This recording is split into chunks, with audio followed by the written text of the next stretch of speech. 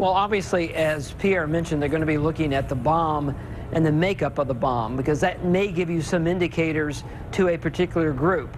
I will tell you, George, this maybe has more the flavor of a domestic extremist group than it does an international group. Now, we don't know that. Why do you say that? Well, the reason I say that is it appears to me, with preliminary information, that you're not looking at somebody that was trying to cause mass casualties because of the nature and the explosion itself, that they were trying to make a statement. And I add to this, and this is just me, George, is that you are in that window of April 15th to April 20 when we've had a number of domestic extremist events. Oklahoma City, Columbine, Virginia Tech. Some people say that they are driven to a certain extent because Hitler's birthday is on April 20th.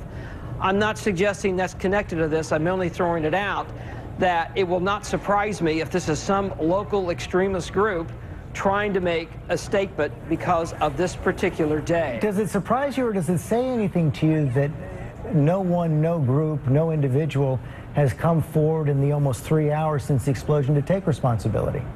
No, because extremist groups, local ones, like, let's say, a neo-Nazi or a patriot group, are not going to come forward initially.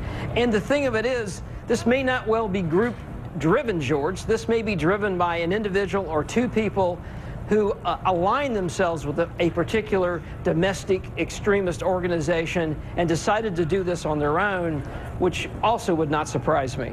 But at this point, the FBI and other law enforcement officials, they would not rule out any possibilities, correct?